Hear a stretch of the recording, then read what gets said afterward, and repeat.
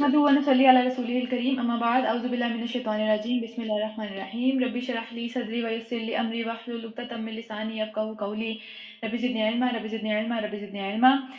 सूरह नहल का रुकू नंबर 4 आज स्टार्ट करने लगे हैं। आयत नंबर 26 से स्टार्ट करेंगे। तो स्टार्ट करते हैं। इनसे पहले भी बहुत सारे लोगों को इनकी ही मक्कारियाँ ऐसी ही मक्कारियाँ कर चुके हैं, जैसे कि अभी लोग मक्का वाले कर रहे थे, वैसी ही मक्कारियाँ इनसे पहले भी जिन्होंने नहीं मानना था वो सब के सब उनका एक ही तरीका था। हमेशा तरीका वारदात जो है वो मेनली उसका एक ही तरह का होता है, सिर्फ उसमें थोड़ी थोड़ी चीज़ें डिफरेंट होती हैं। तो वही उसी तरह से अल्लाह ताला कह रहे हैं कि वैसे ही था, वो भी ऐसी ही मक्कारियाँ कर चुके थे। तो देख लो अल्लाह ताला ने उनकी चालों की जो इमारत उन्होंने बना के खड़ी की, अपनी तरफ से उनको लगा कि हम बहुत चालें चल रहे हैं, हम बहुत कामयाब हो जाएंगे। तो क्या हुआ, अल्लाह ताला ने वो इमारत हुई पूरी जड़ से उखाड़ फेंकी, उस इमारत को जड़ से उखाड़ के फेंक दिया। और उसकी छत, उनकी अपनी चालें अपने ऊपर ही उल्टी होकर पड़ गई, उनकी छत उनके ऊपर ही आके गिर गई और उनके ऊपर ऐसे रुख से अजाब आया जिधर से उनको आने का गुमान तक नहीं था, जहां से वो सोच भी नहीं सकते थे उनके ऊपर वहां से अल्लाह ताला अजाब लेके आए। फिर क़यामत के रोज अल्लाह इन्हें जलीलो ख्वार करेगा, दुनिया में भी जलीलो ख्वार और आखिरत में तो होगा ही। और फिर उनसे कहेगा कि बताओ अब कहाँ है मेरे वो सारे के सारे शरीक, वो जिनके बारे में तुम झगड़े किया करते थे कि ये भी अल्लाह ताला की शरीक है, इन्होंने भी कोई ना कोई चीज बनाई है, इनके पास भी कोई ना कोई इख्तियार है, ये भी हमारे भलाई करने में, हमारे साथ कुछ अच्छा करने में कोई अल्लाह के शरीक है नाउजुबिल्ला। इस तरह के मामलात के अंदर पूरी जिंदगी गुजार दी, अब लेके आओ उन्हें, कहाँ है वो। जिन लोगों को दुनिया में इल्म हासिल था वो कहेंगे कि आज रसवाई और बदबख्ती काफिरों के लिए है। यानी दुनिया में जो इल्म वाले थे वो दुनिया में भी सुकून से रहते हैं, क्योंकि उनको पता होता है अल्लाह ताला की खुशखबरियां, अल्लाह ताला की जो वईदें हैं, जो अल्लाह ताला हमें खबरदार कर रहे हैं, वो किस चीज से कर रहे हैं, तो उस चीज से बचने की कोशिश करते हैं। और क़यामत वाले दिन में उनको पता होगा कि आज इन लोगों के ऊपर तबाही आनी है। फिर हाँ, उन्हीं काफिरों के लिए जो अपने नफ्स पर जुल्म करते हुए, जब मलाइका फरिश्ते उनके हाथों गिरफ्तार होते थे, यानी जब मौत का वक्त आता था, फिर फरिश्तों के आगे अब जाहिर सी बात है फरिश्ते आ गए, अब बच निकलने का कोई रास्ता नहीं है, तो फिर फौरन से हथियार डाल देते थे और कहते थे हमने तो कुछ बुरा काम नहीं किया। यानी वहां पे भी एन फरिश्तों को सामने देख के मौत के वक्त भी अपनी सारी जिंदगी जिस चीज पे अड़े रहते हैं, जिस चीज के ऊपर इसरार कर करके, झगड़े कर करके पूरी जिंदगी गुजारते हैं, एन आखिर टाइम पे उससे मुकर जाते हैं। यानी शुरू ही उन्होंने झूठ से किया, अपनी आफ्टर लाइफ को, अपनी अगली जिंदगी को शुरू ही झूठ से करते हैं। तो उन्होंने क्या कहा कि फरिश्तों को देख के कहते हैं कि हमने तो कोई बुरा काम नहीं किया। फरिश्ते जवाब देते हैं कि कैसे नहीं किया तुम लोगों ने बुरा काम, अल्लाह तुम्हारे करतूतों से खूब वाकिफ है, तुम बेशक झूठ बोल दो लेकिन क्या होगा कि पता तो है सबको, अल्लाह ताला को पता है। तो अब जाओ जहन्नुम के दरवाजों में घुस जाओ। यानी देखिए मौत के फौरन बाद जो रूह है उसको जहन्नुम के दरवाजे में दाखिल कर दिया जाता है, और जो जिस्म होता है वो आपका कब्र के अंदर जहन्नुम की खिड़की को वो महसूस कर रहा होता है, वहां से तपिश हो रही है। यानी ये दोनों चीजें अलग हो जाती हैं और दोनों चीजें अलग अलग जो है वो अजाब भुगतती हैं। अल्लाह ताला हम सबको माफ करे और हम सबको जो है वो इस तरह के अजाब से बचाए। तो फिर जहन्नुम में दाखिल हो जाओ, वहीं तुमको हमेशा रहना है। बस हकीकत यह है कि बड़ा ही बुरा ठिकाना है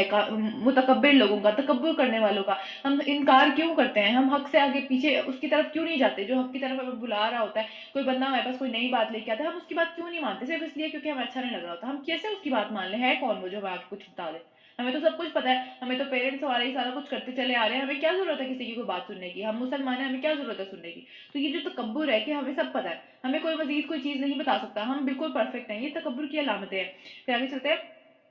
दूसरी तरफ जो परहेजगार लोगों से पूछा जाता है, जो कि अल्लाह ताला से बच बच के, अल्लाह ताला से डर डर के दुनिया में जिंदगी गुजारते हैं कि ये क्या चीज़ है जो तुम्हारे रब की तरफ से नाजिल हुई है, इनके कुरान। तो वो कहते हैं ये तो भलाई ही भलाई है, इसमें हर पहलू से भलाई है, हमारे जिस्म के लिए, हमारी रूह के लिए, हमारे दिल के लिए, हमारे आमाल के लिए, हमारे आगे के लिए, हमारे पीछे के लिए, हमारे दिल के सुकून के लिए, हर चीज़ के बारे में हमने इस कुरान के अंदर से भलाई ही इकट्ठी की है। अपनी ज़िंदगी के बारे में हमने जो जिस भी मामले में इसको खोला, हमें इसके अंदर से खैर ही खैर मिली, हमें इसके अंदर से बरकतें ही मिली, हमें इसके अंदर से कोई रास्ता ही मिल गया जब हमें परेशान थे, जब हमें कुछ नजर नहीं आ रहा था, जब हम बिल्कुल नाउम्मीद थे, हमें उम्मीद ही मिल गई। तो हर लिहाज से हमें जो है वो भलाई ही मिली इससे। इस तरह नेकूकार लोगों के लिए इस दुनिया में भी भलाई है, दुनिया में भी पाकीज़ा जिंदगी है। ये नहीं सोचना चाहिए कि अगर दीन में लग जाएंगे तो दुनिया तो गई, ऐसा नहीं है। जो आखिरत की फिक्र में लग जाता है अल्लाह ताला उसकी दुनिया भी अच्छी कर देते हैं और आखिरत भी अच्छी कर देते हैं। लेकिन जो दुनिया के पीछे ही लगा रहता है उसकी दुनिया भी बाजुकात नहीं मिलती, लेकिन बाजुकात बहुत ज्यादा भी मिल जाती है, जाहिर है वो तो अल्लाह की मर्जी है। बहरहाल आखिरत नहीं मिलती, तो अकलमंदाना फैसला क्या है कि आखिरत को एम किया जाए, आखिरत के ऊपर जो है वो नजरें रखी जाए और उसके बदले में फिर दुनिया भी मिल जाती है और आखिरत भी इंशाल्लाह ताला मिल जाएगी।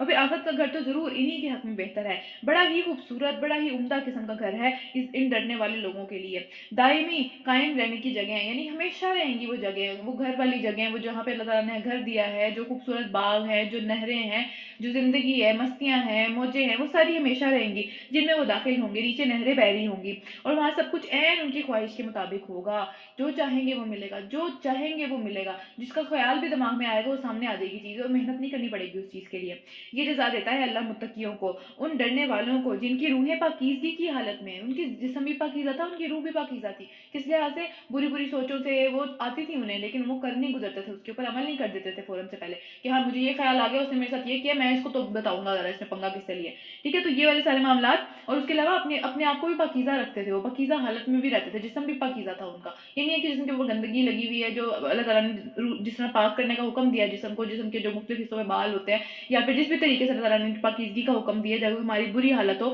یعنی کہ ہم جو ہے وہ نجاست کی حالت میں کسی بھی اس طرح کی حالت میں جہاں پہ ہمیں غسل لینے کی ضرورت ہے، وہ فوراً سے پہلے غسل لیتے ہیں، پاکیزہ رہنا پسند کرتے ہیں، ان کا جسم بھی پاکیزہ ہوتا ہے، اور جسم کی وجہ سے پھر روح بھی آہستہ آہستہ پاکیزہ ہونے لگتی ہے۔ تو پھر کیا ہے کہ کہاں گیا؟ اچھا، ان متقیوں ان سارے پرہیزگاروں کی کہ جن کی روحیں پاکیزگی کی حالت میں جب فرشتے لینے کے لیے آتے ہیں تو کہتے ہیں کہ سلام ہو تم پر، وہ آ کے سلام کرتے ہیں، فرشتے ہمیشہ سلام کرتے ہیں سب سے پہلے آ کے، اچھی نیت سے اگر آئیں تو ظاہر سی بات ہے، ہم نے دیکھا پیچھے حضرت ابراہیم علیہ السلام کے پاس بھی فرشتے آئے، حضرت لوط علیہ السلام کے پاس بھی آئے، لیکن انہوں نے آ کے سب سے پہلے سلام کیا، سلامتی بھیجی۔ اسی طرح ہم نے یہ بھی پڑھا تھا کہ جب جنت میں انشاءاللہ تعالیٰ ہم سب جائیں گے تو وہاں پہ بھی صبح شام فرشتے سلام کرنے کے لیے آئیں گے کہ یہ وہ لوگ ہیں جو کہ کامیاب ہو گئے، یہ وہ لوگ تھے جنہوں نے جو ہے اپنی زندگی میں صبر کیا اور انہوں نے مصیبتوں کے اوپر یہ ڈٹے رہے، جمے رہے اپنے ایمان کے اوپر، تو آج ان کے لیے یہ ساری نعمتیں ہیں۔ تو آگے کیا کہیں گے؟ سلام ہو تم پر، جاؤ جنت میں اپنے اعمال کے بدلے میں، جو تم نے اعمال کیے، ایمان خالی کام نہیں دیتا، اعمال کے بدلے میں جنت ملنی ہے۔ بہت دفعہ ہم یہ بات کر چکے ہیں کہ کیا کہ جنت جو ہے اس کو خریدنے کی کرنسی ہے نا، ہر چیز کو خریدنے کی ایک کرنسی ہوتی ہے، جس طرح یو ایس میں اگر ہم گئے ہیں تو وہاں پہ ڈالر ہی چلے گا، وہاں پہ ہمارا پاکستان کا روپیہ نہیں چلتا، ٹھیک ہے؟ تو اسی طرح ہم پھر چینج کروا کے لے کے جاتے ہیں کہ وہاں جو چیز چلے گی اس حساب سے، تو پھر ظاہر سی بات ہے اگر جنت کا لینی ہے تو وہاں قیامت والے دن جو کرنسی چل رہی ہے وہ اچھے اعمال ہے، اچھے اعمال کے بدلے پہ ملنی ہے وہ جنت، اگر وہ نہیں ہے، اگر وہ کم ہے تو خدا نہ خواستہ جو ہے وہ اللہ تعالیٰ جہنم میں ڈالیں گے، اور جب تک اپنا سارا کیا دھرا جو ہے وہ بھگت کے مناسب ایک طرح سے وہ جو معاملہ ہو جائے گا اس کے بعد پھر جنت میں داخل کیے جائیں گے۔ تو ایون اللہ کا شکر ہے تب بھی اللہ تعالیٰ کو بہت کرم ہے کہ اللہ تعالیٰ تب بھی لے کے چلے جائیں گے جنت میں، لیکن اسٹل وہ جہنم جانے کی جگہ نہیں ہے، ہم نے بہت دفعہ اس چیز کو پڑھا ہے کہ جہنم میں کس کس طرح کے عذاب ہے، اللہ تعالیٰ ہم سب کو اس سے پناہ میں رکھے۔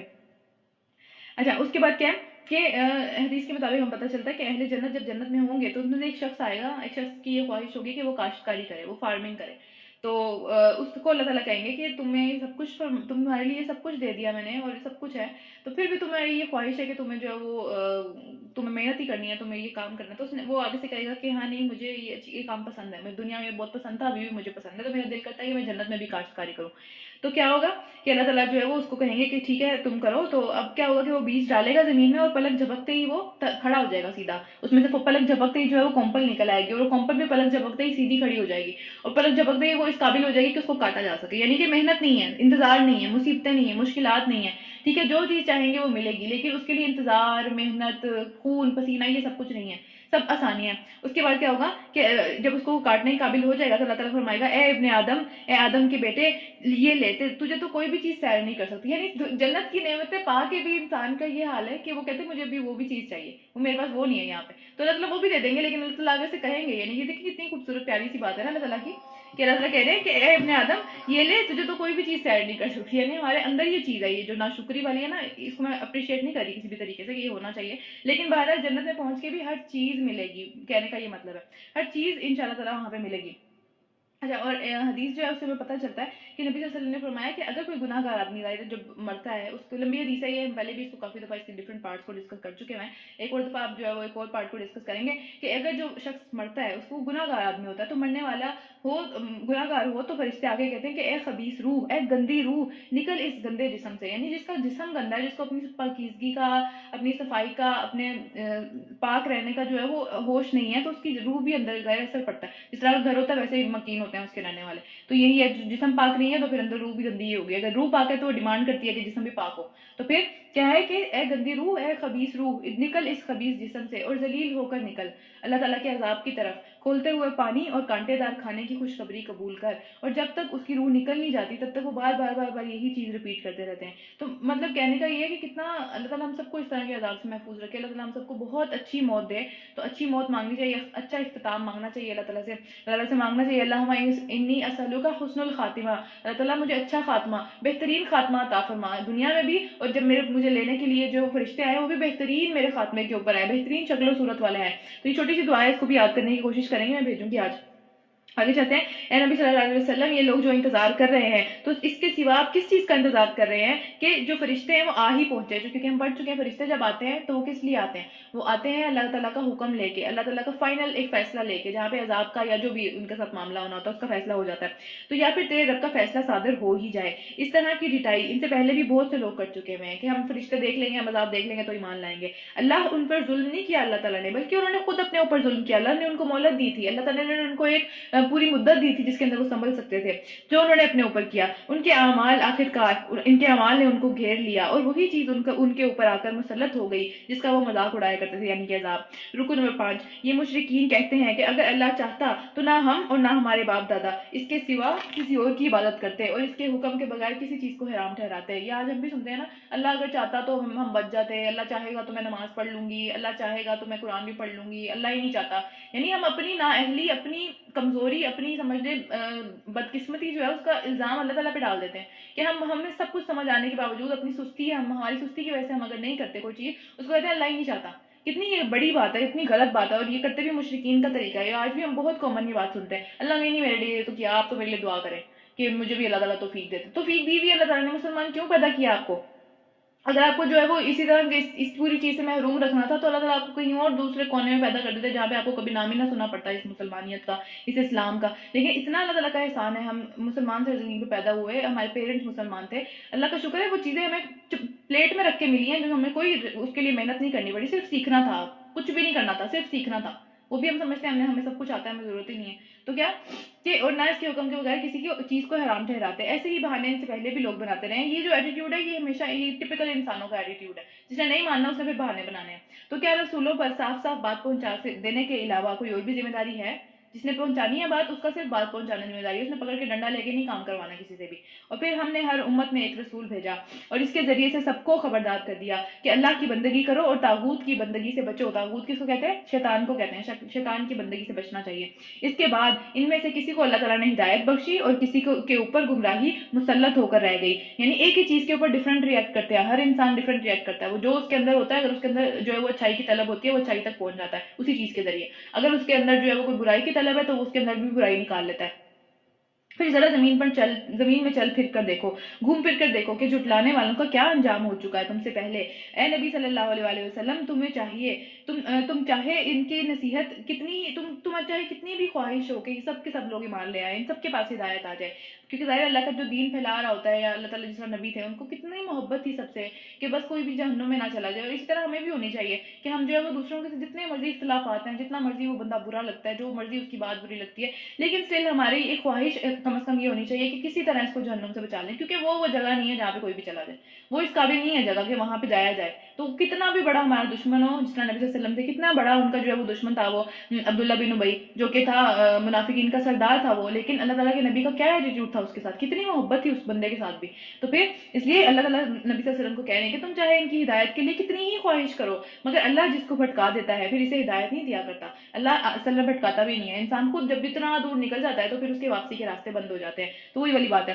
اور اس طرح کے لوگوں کا کوئی مددگار بھی نہیں ہوتا. یہ لوگ اللہ کے نام کی بڑی بڑی قسمیں کھا کر کہتے ہیں کہ اللہ کسی مرنے والے کو پھر سے زندہ کر کے نہیں اٹھائے گا. اتنی بڑی قسمیں اللہ کے نام کی کھا گئے, اللہ پہ ہی جھوٹ بول رہے ہیں کہ اللہ نہیں اٹھائے گا. اٹھائے گا کیوں نہیں؟ یہ تو ایک وعدہ ہے جسے پورا کرنا اللہ نے اپنے اوپر واجب کر لیا ہے. اللہ کر کے رہے گا یہ کام, یہ ہو کے رہے گا. ہر بندہ جو مرا ہے وہ زندہ کھڑا ہو جائے گا ہمارے سامنے, مگر اکثر لوگ نہیں جانتے. اور ایسا ہونا اس لیے ضروری ہے کہ اللہ ان کے سامنے اس حقیقت کو کھول دے جس کے بارے میں یہ اختلاف کر رہے ہیں, یعنی قیامت کے آنے کے بارے میں یا زندہ ہونے کے بارے میں اختلاف کر رہے ہیں نا. تو وہ جو دن ہے اس پہ تو ساری حقیقتیں کھل جائیں گی, سارے اختلافات ختم ہو جائیں گے. بہت ساری چیزوں کے اوپر جو ہم اختلاف کر رہے ہوتے ہیں, جیسے کہ آج مسلمانوں میں اختلاف ہے کہ بھئی ہاتھ یہاں ماننے ہیں, یہ چیز کرنی ہے, یہ چیز نہیں کرنی, اس کے اوپر بیٹھ کے ایک دوسرے کو کافر بھی کہتے رہتے ہیں, ہم ایک دوسرے کو پتہ نہیں کیا کیا کچھ کہتے رہتے ہیں. تو یہ سارے اختلافات اللہ تعالیٰ ہمارے اوپر کھول دیں گے قیامت والے دن, جس کی وجہ سے ہم اتنی مصیبتوں میں پڑ گئے. اختلافات ہو سکتے ہیں لیکن اس میں اتنا آگے نہیں چلے جانا چاہیے کہ انسان جو ہے وہ کسی کو کافر ہی کہہ دے, یا جو ہے وہ کہہ دے کہ اس کی مسجد میں میری نماز نہیں ہوگی, میری مسجد میں اس کی نماز نہیں ہوگی. بہت آگے کی چیز ہے. تو اس لیے مطلب اچھے طریقے سے اور اچھے اخلاق سے جو ہے وہ ہمیشہ رہنا چاہیے. اور منکرین حق انکار کرنے والوں کو یہ معلوم ہو جائے گا کہ وہ جھوٹے تھے. یہ اتنی بڑی باتیں نہیں تھی کہ آخرت تباہ کر لی جاتی اس کے اوپر. کسی کو کافر کہہ دینا وہ یہ بہت بڑی بات ہے، یہ چھوٹی سی بات نہیں ہے کہ آپ کسی کو بھی اوپر بھی کافر کا جو ہے وہ ایک فتویٰ لگا دیں کہ یہ کافر ہے اس کو مار دو. تو یہ ایسی کوئی بات نہیں ہے، یہ بہت بڑی بڑی باتیں ہیں. تو کیا کہ ان کو معلوم ہو جائے گا کہ وہ جھوٹے تھے. ہمیں کسی چیز کا ارادہ کیا ہے کہ اللہ تعالیٰ اپنے بارے میں کہہ رہے ہیں کہ ہم اگر کسی بھی چیز کا ارادہ کر لیں تو اسے کر کے ہی دم لیتے ہیں. اور کس طرح کرتے ہیں کہ اللہ تعالیٰ بس کہتے ہیں کن ہو جا اور وہ ہو جاتی ہے. اللہ تعالیٰ کے لیے کوئی کام مشکل نہیں ہے، اسے صرف مانگنا چاہیے. ہم مانگتے ہی نہیں ہیں، ہمیں لگتا ہے کتنا مشکل ہے، امپاسبل سی بات ہے، کیسے ہو جائے گا. اللہ کے لیے امپاسبل نہیں ہے، امپاسبل کا لفظ ہمارے لیے ہے. رکو نمبر 6، جو لوگ ظلم سہنے کے بعد اللہ کی خاطر گھر بار چھوڑ گئے اور ان کو ہم دنیا میں ہی اچھا ٹھکانہ دیں گے. یعنی کہ دیکھیں دنیا میں ہم کوئی بھی چیز اللہ کے لیے چھوڑتے ہیں، یہ تو گھر بار تو بہت بڑی بات ہے ظاہر ہے، لیکن اپنی کوئی بری عادت چھوڑ دیتے ہیں، اپنی کوئی بری چیز اللہ تعالیٰ کی راہ میں جو ہے وہ چھوڑ دیتے ہیں کہ بھائی نہیں یہ نہیں اب کرنا میں نے، ٹھیک ہے. یا اپنی کوئی سمجھ لیں اپنے اخلاق میں سے کوئی اچھی عادت اپنانے کی کوشش کرتے ہیں، بری عادتوں کو پیچھے چھوڑ کے آتے ہیں، تو اللہ اس کو اچھا ٹھکانہ دیتا ہے. اللہ بہت بڑی بڑھا کے وہ چیز واپس کرتا ہے. اللہ تعالیٰ بہت قدردان ہے، بہت احسان کرنے والا ہے. وہ جو چیز اس کو دی جاتی ہے اس کو کئی گنا بڑھا کے واپس کرتا ہے. وہ اس طرح واپس نہیں کرتا. یہ دینے والے کی شان ہے نا، دینے والا اپنی شان کے مطابق دیتا ہے ہمیشہ. تو اللہ کی تو شان بہت زیادہ ہے، تو اپنے مطابق دیتا ہے. اور آخرت کا اجر تو بہت ہی بڑا ہے. کاش کہ وہ جان لیتے کہ جنہوں نے صبر کیا اور یعنی کہ جو اپنے رب کے بھروسے پر کام کر رہے ہیں ان کے لیے بہت اچھا ٹھکانہ منتظر ہے. ان دنیا میں تو صبر کرنا کتنا مشکل لگتا ہے نا. یہ مصیبت آ گئی، اب اس نے یہ کہہ دیا، اب اس کی وہ والی بات بری لگ گئی، اب اس نے مجھے یہ کہہ دیا، میرے خاندان والوں کو یہ کہہ دیا. کتنا غصہ آتا ہے کہ بس اس کا منہ ہی توڑ دوں میں پکڑ کے. لیکن کیا کہ صبر جو کر لے گا اللہ تعالیٰ اس کو بہت اچھا جو ہے وہ ٹھکانہ دیں گے انشاءاللہ. پھر کیا کہ اے نبی صلی اللہ علیہ وآلہ وسلم، ہم نے تم سے پہلے بھی جب کبھی رسول بھیجے آدمی ہی بھیجے، عورتیں رسول بنا کے نہیں بھیجی گئی، اور یہاں نہ ہی فرشتے رسول بنا کے بھیجے گئے، نہ ہی کسی اور نسل میں سے رسول آئے. انسانوں کی نسل میں سے ہی آئے اور آدمی آئے جس کی طرف ہم وحی کیا کرتے تھے. ان کے پاس فرشتے آتے تھے. اور اہل علم سے پوچھ لو، یعنی دیکھیں اہل علم کو بھی پتا ہوتا ہے، جنہوں نے قرآن صحیح طریقے سے پڑھا ہوتا ہے نا ان کو پتا ہوتا ہے کیا ہوا تھا پیچھے. کیونکہ جن کو نہیں پتا ہوتا وہ اپنے ہی دماغ میں کچھ سوچتے رہتے ہیں کہ ہاں ایسا بھی ہوا ہوگا، ایسا ہو سکتا ہے، کیا ایسا ہو سکتا ہے. بہت ساری چیزیں وہ پھر اپنی طرف سے سوچتے ہیں. اہل علم سے پوچھ لو اگر تم لوگ خود نہیں جانتے، یعنی اگر نہیں پتا تو پوچھ لینے میں کوئی حرج نہیں ہے، کوئی چھوٹا نہیں ہو جاتا کچھ پوچھ لینے سے کسی سے، ٹھیک ہے. تو یہاں پہ اس چیز کو بھی، کیونکہ جب ہم پوچھیں گے نہیں، جب اپنے ہم سوالات کلیئر نہیں کریں گے تو ہم سیکھیں گے کیسے. پھر آگے پچھلے رسولوں کو بھی ہم نے روشن نشانیاں اور کتابیں دے کر بھیجا تھا، اور اب یہ ذکر ہم نے تم پر نازل کیا ہے تاکہ تم لوگوں کے سامنے اس تعلیم کو واضح طور پر بیان کر دو جو ان کے لیے اتاری گئی ہے. لوگوں کے لیے آیا یہ علم،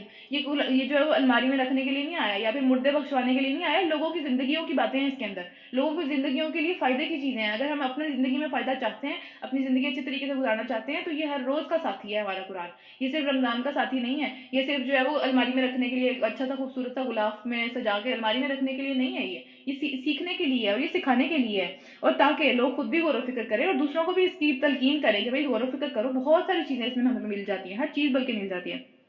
پھر آگے چلتے ہیں. اور وہ لوگ جو بری چالیں چل رہے ہیں اس بات سے بالکل ہی کیا بے خوف ہو گئے ہیں کہ اللہ ان کی زمین کو دھسا دے گا، کوئی ایسا عذاب ان کے اوپر آ جائے اور پھر ایسے گوشے سے، ایسے طرف سے، اس طرح سے ان کے اوپر عذاب لے آئے جدھر سے ان کو آنے کا وہم و گمان بھی نہ ہو، ان کو یقین ہی نہ ہو، ان کو سوچ بھی نہ سکتے ہو کہ یہاں سے ہم پہ کوئی مصیبت آ سکتی ہے، وہاں سے ان کے اوپر کوئی مصیبت آ جائے، یا اچانک چلتے پھرتے ان کو پکڑ لے، یا ایسی حالت میں ان کو پکڑے جبکہ انہیں خود آنے والی مصیبت کا کھٹکا لگا ہوا ہو اور وہ اس سے بچنے کی فکر میں چوکنے ہو. یعنی کہ چوکنے ہوں یا پھر اس کے لیے پوری تیاری کر کے بیٹھے ہوئے ہوں یا پھر بالکل ہی بے خبر ہو، جس حالت میں بھی ہو اللہ تعالیٰ کے لیے، اللہ تعالیٰ کا عذاب آنا ہے تو اس سے وہ ٹالا نہیں ٹل سکتا، چاہے پورے تیاری سے بیٹھے ہو چاہے وہ بالکل بے خوف بیٹھے ہوئے ہوں. اور جو کچھ بھی کرنا چاہے اور وہ جو کچھ بھی کرنا چاہے، یہ لوگ اس کو عاجز کرنے کی طاقت نہیں رکھتے اللہ تعالیٰ کو. حقیقت یہ ہے کہ تمہارا رب بڑا ہی نرم خو اور رحیم ہے، وہ معاف بھی کر دیتا ہے، وہ عذاب ٹال بھی دیتا ہے. معافی مانگ کے تو دیکھنی چاہیے، کم از کم اللہ کی طرف پلٹ کے تو دیکھنا چاہیے. اور کیا یہ لوگ اللہ کی پیدا ہوئی کسی بھی چیز کو نہیں دیکھتے کہ اس کا سایہ کس طرح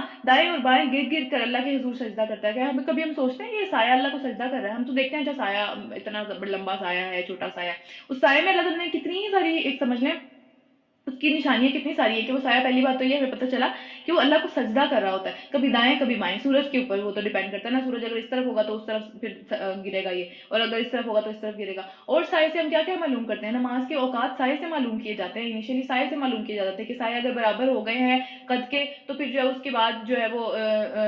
اثر کا ٹائم شروع ہو رہا ہے. سایہ اس طرف گر رہا ہے تو پھر ظہر کا ٹائم شروع ہو رہا ہے. سایہ آنا نظر آنا بند ہو گیا ہے تو پھر مغرب کا ٹائم شروع ہو رہا ہے. کتنے ساری اس کے اندر اتنا سا سایہ ہے، اس کو ہم ذرا سا بھی کنسیڈر نہیں کرتے، لیکن اس کے لیے کتنی ساری نشانیاں اللہ تعالیٰ نے، اس میں کتنی فائدے کی چیزیں ہمارے رکھی ہوئی ہیں، اور سب کے سب اس طرح ہی جو ہے وہ عجز کے ساتھ جھکے ہوئے ہیں اللہ کے آگے، اور زمین اور آسمان میں جس قدر مخلوقات ہیں اور جتنے فرشتے ہیں سب کے سب اللہ کے آگے ہی جھکے ہوئے ہیں۔ یہ پہ سجدہ آ رہا ہے، تلاوت کا سجدہ آ رہا ہے، دوبارہ سجدہ کریں گے، پہلے رکوع پورا کر لیں، اور وہ ہرگز سرکشی نہیں کرتے اپنے رب سے جو کہ اس کے اوپر ہے، ڈرتے ہیں اور جو کچھ حکم دیا جاتا ہے اس کے مطابق کام کرتے ہیں۔ ہر مخلوق یہ کریے سوائے انسان کے، انسان نے اپنی مرضی سے کرنا ہے اور وہ نہیں کرتا۔ چلیے یہاں پہ سجدہ کر لیتے ہیں۔ سجدہ کرنے کا طریقہ میں پھر سے بتا رہی ہوں، جب نیچے جائیں گے جہاں پہ بھی بیٹھے ہوئے ہیں، جس طرف بھی منہ ہے، جس طرف بھی بیٹھ کے قرآن پڑھ رہے ہیں، وہیں پہ بیٹھے بیٹھے سجدہ ہو جاتا ہے، کیونکہ یہ اصل سجدہ نہیں ہے، تلاوت کا سجدہ ہے۔ تو اگر کسی کو کوئی جگہ نہ بھی ملے تو لوگوں کے اوپر بھی سجدہ کیا جا سکتا ہے، اور کعبہ کی طرف رخ کرنا ضروری نہیں ہے، صرف سجدے میں جانا ہے، جھکنا ہے اللہ کے آگے، ایک طرح سے سمبولک ہے یہ کہ ہم اللہ کے آگے جھکتے ہیں، جس طرح یہ ساری چیزیں جھک رہی ہیں ہم بھی جھکتے ہیں۔ تو نیچے جانا ہے، اللہ اکبر کہتے ہوئے وہاں پہ جا کے آپ دعا پڑھیں، جو بھی آپ سجدے میں پڑھتے ہیں، یا پھر سجدے کی اپنی بھی دعا ہے، اور اس کے بعد اٹھتے ہوئے اللہ اکبر نہیں کہنا، ایک ہی سجدہ کرنا ہے اور سلام نہیں پھیرنا ہے ان پہ۔ چلیے سجدہ کر لیتے ہیں۔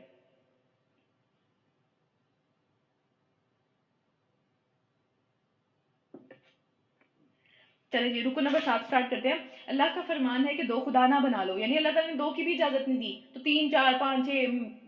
بے انتہا خداؤں کی تو اجازت ہے ہی نہیں، ایک ہی ہے خدا، تو خدا تو بس ایک ہی ہے، لہٰذا تم مجھ ہی سے ڈرو، اسی کا ہے وہ سب کچھ جو کہ آسمانوں میں ہے اور جو کچھ زمین میں ہے۔ آسمان کے ستاروں کی پوجا کریں، ان سے قسمت کا حال معلوم کرنے کی کوشش کریں، یہ سب کچھ اسی کا ہے، اس نے جس مقصد کے لیے پیدا کیا ہے وہ وہی کام کرتے ہیں، وہ آپ کو قسمتوں کا حال نہیں بتا سکتے، وہ آپ کی اپنی سوچ ہے صرف، اور خالصاً اسی کے لیے ہے، اسی کے نظام چل رہا ہے سب کچھ۔ اور پھر کیا تم اللہ کو چھوڑ کر کسی اور سے ڈرتے ہو کہ تم بھئی یہ فلاں بت کی مار پڑ جائے گی، فلاں پیر کی مار پڑ جائے گی، فلاں جو ہے وہ قبر والا مجھے کچھ کہہ دے گا، یہ اس طرح کے معاملات، کیا تم اللہ کو چھوڑ کے ان سے ڈرتے ہو؟ اور پھر تمہیں جو کچھ بھی ملا ہے زندگی میں، ماں باپ، رشتہ دار، خوبصورت رشتے، محبتیں، پیار،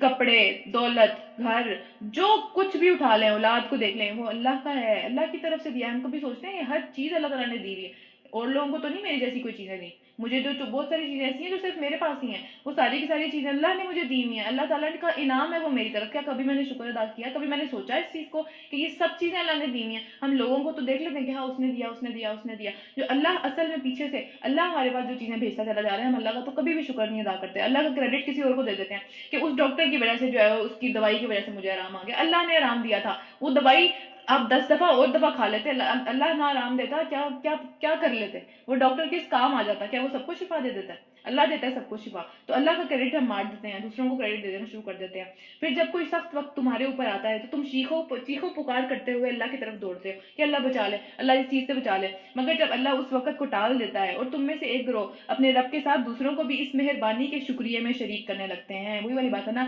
اس ڈاکٹر کی دوائی کی وجہ سے ایسا ہوا، اللہ نے کیا تھا، اللہ کا تو حق ادا کرنے، پہلے اللہ کا تو شکر ادا کر لیا، اللہ آپ کا شکر ہے آپ نے مجھے شفا دی، اور اس کے بعد ظاہر ذریعہ تو لوگ ہی بنتے ہیں،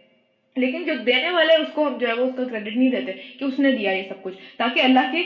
جو ہے وہ شکر نہ ادا کرے، اللہ کا شکر ادا کرنے کی بجائے دوسروں کا شکریہ ادا کرتے ہیں۔ ظاہر دوسروں کا بھی کرنا چاہیے لیکن پہلے اللہ کا کرنا چاہیے۔ اچھا مزے کر لو، ان قریب تمہیں معلوم ہو جائے گا کہ سب کا کیا تھا، سب کی سب چیزیں کس نے دی تھی، کیا جو ہے کون جو ہے وہ ہر چیز پہ قدرت رکھتا ہے۔ یہ لوگ جنہیں حقیقت سے واقف نہیں ہیں، جن کی حقیقت سے واقف نہیں ہے، ان کے حصے ہمارے دیے ہوئے رزق میں سے مقرر کرتے ہیں، ان کے شریکوں کے، کہ جی جیسے اس فلاں قبر والے کا اتنا حصہ ہے میرے مال کے اندر سے، یا پھر اس بت کا اتنا حصہ ہے، اس کے سامنے میں اتنی نظریں چڑھاؤں گا، اتنی دیگیں وہاں چڑھیں گی، تو یہ ساری کی ساری چیزیں جو کہ پتہ بھی نہیں ہے کہ اللہ تعالیٰ کے شریک ہیں نہیں ہے، ان کے اوپر ان کے نام کے لیے جو ہے وہ وقف کر دیتے ہیں اس رزق میں سے جو کہ میں نے ان کو دیا۔ اللہ تعالیٰ کہتے ہیں میں نے وہ رزق دیا اور میرے رزق کے اندر، میرا رزق پا لینے کے بعد اس کو میری نافرمانی کے اندر خرچ کرتے ہیں۔ تو پھر خدا کی قسم ضرور تم سے پوچھا جائے گا کہ یہ جھوٹ تم نے کیسے گھڑ لیا، کہاں ہے اس کی دلیل، کون سی کتاب کے اندر لکھا ہوا ہے کہ یہ بندہ تمہارا جو ہے وہ یہ بھی خالق ہے، اللہ خالق ہے ہمیشہ۔ تو پھر یہ خدا کے لیے بیٹیاں تجویز کرتے ہیں، سبحان اللہ، اللہ پاک ہے ان چیزوں سے، یہ اپنے لیے جو اور ان کے لیے جو یہ خود چاہیں، یعنی کہ دیکھیں اپنے لیے بیٹے پسند کرتے ہیں۔ عرب کا کیا حالات ہے، اور ابھی بھی ہمارے یہاں یہی حالات ہیں، ویسے تو کوئی زیادہ بدلے نہیں ہے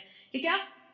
کہ بیٹا ہو، بیٹا ہوگا، بیٹیوں کے سامنے ہم کہیں گے کہ بیٹی ہو گئی ہو تو بہت ہی برا ہوا، ٹھیک ہے، تو وہ بھی اس طرح ہی کرتے تھے۔ اللہ کے لیے بیٹیاں تجویز کی ہوئی تھی کہ سارے فرشتے اللہ کی بیٹیاں ہیں،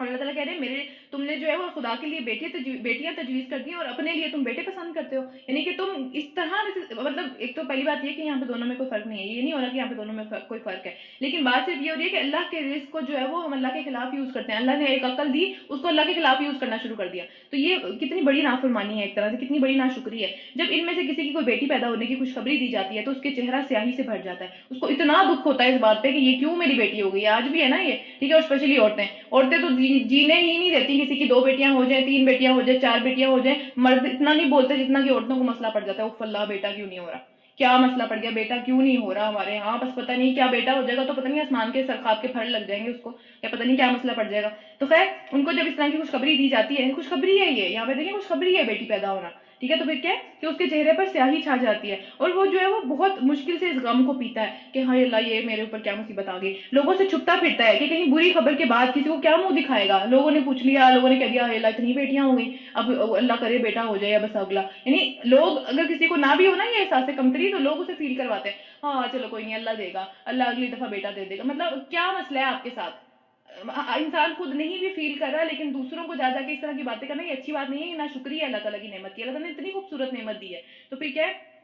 सोचता है कि जिल्लत के साथ बेटी को लिए रहे, उसको पाल पोस के बड़ा करे, या फिर मिट्टी में दबा दे, मार ही दे, जिस तरह वो लोग दबा देते थे ना, तो आज भी लोग यही सोचते हैं। वैसे तो मैंने तो यही देखा कि इस तरह के बहुत ज्यादा मामला हैं आज भी। तो देखो कैसे बुरे फैसले करते हैं, अपनी तरफ से फैसले करे जा रहे हैं, अल्लाह ताला ने इतनी खूबसूरत नेमत दी, उसका शुक्रगुजारी का एहसास नहीं है। और फिर बुरी मिसाल इन लोगों की है जो कि आखिरत पे यकीन नहीं रखते, आखिरत पे यकीन नहीं रखते ना, पता नहीं है कि अल्लाह ताला ये नेमत दी है, मेरी बेटी नहीं है, ये अल्लाह ने नेमत दी है, इसके बारे में पूछना है मेरे से आखिरत वाले दिन, लेकिन नहीं, उसको समझेंगे अपना और उसके साथ बुरा सलूक, और बेटों के साथ अच्छा सलूक, बेटियों के साथ बुरा सलूक। तो रहा अल्लाह, तो इसके लिए तो सबसे अल्लाह की मिसाल तो सबसे ज्यादा बरतर है, ऊंची है, और वही तो सब पर गालिब और हिकमत वाला है। तो हदीस में पता चलता है कि बेटियों को बुरा ना कहो, नबी सल्लल्लाहु अलैहि वसल्लम ने फरमाया कि बेटियों को बुरा ना कहो क्योंकि वो इंतहाई कीमती और गमख्वार होती हैं। बेटे अपने आप में लगे रहते हैं ज्यादातर, उनके अंदर वो फीलिंग्स नहीं होती जो कि बेटियों के अंदर होती हैं। बेटियां बहुत ज्यादा मोहब्बत करने वाली होती हैं, एंड टाइम पे ख्याल भी बेटियों को ही आता है, क्योंकि बेटियां उस तरीके से फील कर सकती हैं जिस तरह माँ बाप फील कर रहे होते हैं, बेटे थोड़ा अपने आप में मगन रहते हैं। फिर उसके बाद क्या है कि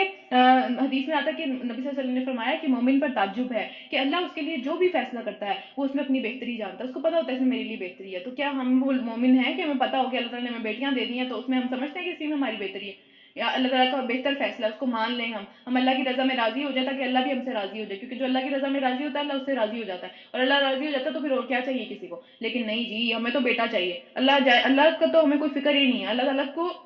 राजी तो करने के लिए थोड़ी बच्चे पैदा करते हैं, हम तो दुनिया को राजी करने के लिए पैदा करते हैं कि भाई एक शील्ड हो, एक जो है वो हम अपने सर पे जो है वो एक वो लेके फिरे कि हमारे पास बेटा भी है, बेटियां हैं ना तो बेटा भी है, ताकि लोगों के मुंह बंद रहे। तो हमारे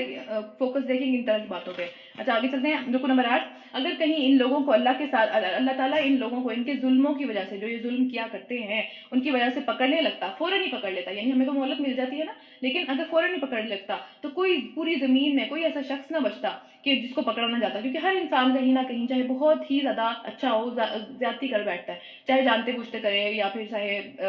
गलती से उससे हो जाए, लेकिन बहरहाल हो जाती है ज्यादती, कोई इंसान परफेक्ट नहीं है, सब इंसानों के अंदर एक बुरी साइड भी है। तो फिर लेकिन वो सब कुछ एक वक्त मुकर्रर तक मोहलत देता है, सबको देता है, सबके पास मोहलत आती है, सबके पास इल्म भी आता है, सबके पास जो है वो इस्लाम का पैगाम भी आता है कि नहीं वापस आ जाओ, वापस आ जाओ। तो फिर जब वो वक्त आ जाता है तो इसकी कोई घड़ी भी आगे पीछे नहीं हो सकती। और फिर आज ये लोग वो चीजें अल्लाह के लिए तजवीज करें जो अपने लिए नापसंद करते हैं, यानी बेटियों को, कि फरिश्ते अल्लाह की बेटियां, और वो झूठ कहते हैं, इनकी जुबानें कि इनके लिए भला ही भला है, वो कहते हैं अल्लाह ताला ने हमें दुनिया में इतना दिया आखिरत में भी देगा, अल्लाह ताला पे तो फर्ज होगी ये बात कि हमें आखिरत में भी देगा, दुनिया में भी इतना दिया। तो ये झूठ बोलते हैं कि इनके लिए भला ही भला है, इनके लिए तो एक ही चीज है और वो है दोजख की आग, सबसे पहले यही वहां पहुंचाए जाएंगे बाकी लोगों से जो इस तरह के झूठ बोलते हैं ना अल्लाह ताला के पास जा जाके, और स्पेशली जो मुशरिक हैं जो अल्लाह ताला के साथ शरीक करते हैं, दूसरे लोगों को शरीक करते हैं। अच्छा यहाँ पे जुल्म की बात हो रही है,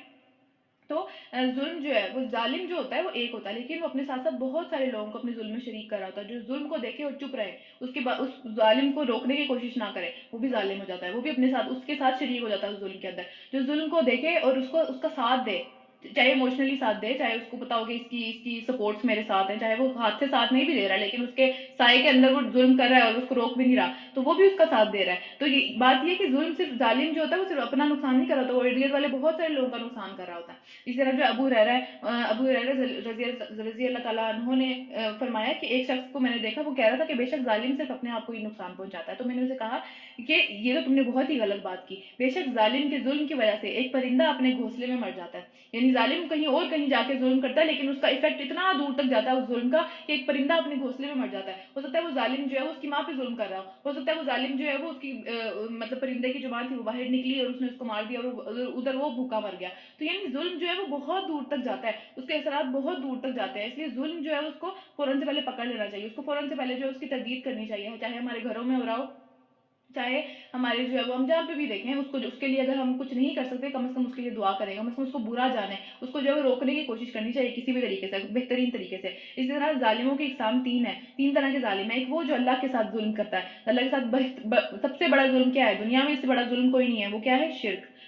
شرک جو ہے وہ سب سے بڑا ظلم ہے۔ اللہ کے ساتھ اللہ کو حق نہیں دیا اس کا جو حق تھا، کہ اس کو پہچاننے کا جو حق تھا کہ وہ ایک ہے، اس نے ایک نے سارا کچھ کیا ہے، اور اس کے بعد پھر لوگوں کے ساتھ ظلم کرتا ہے، لوگوں کا حق نہیں ادا کرتا، جو حقوق العباد والا معاملہ ہے۔ اور اس کے بعد پھر تیسرے درجے کا جو ظلم ہے، ظاہری بات ہے وہ لوگ معاف کریں گے تو اللہ معاف کرے گا، وہ لوگ معاف نہیں کریں گے تو اللہ بھی معاف نہیں کرے گا، حقوق العباد۔ اور پھر تیسرا جو کیٹیگری ہے ظلم کی، وہ کیا ہے کہ گناہ کے کام، وہ بھی اللہ اور بندے کے درمیان میں ہوتے ہیں، لیکن وہ شرک سے نیچے نیچے والے سارے کے سارے، وہ اللہ کی مرضی اللہ معاف کر دے، اللہ کی مرضی اللہ پکڑ لے اس کے اوپر، تو معافی مانگتے رہنا چاہیے لوگوں سے بھی اور اللہ سے بھی۔ اچھا، اس کے بعد آگے چلتے ہیں۔ خدا کی قسم اے نبی صلی اللہ علیہ وسلم، تم سے پہلے بھی بہت ساری قوموں میں ہم نے رسول بھیجے ہیں، اور شیطان نے ان کے برے کرتوتوں کو ان کے لیے بہت خوبصورت بنا کے رکھا۔ انہوں نے کہا ہم بالکل ٹھیک کر رہے ہیں، وہی شیطان آج ان لوگوں کا بھی دوست بنا ہوا ہے، وہی شیطان ہے، سیم وہی والے راستے ہیں، وہی والے جو ہے وہ بہانے ہیں، وہی والے ساری کی ساری چیزیں ہیں، اور یہ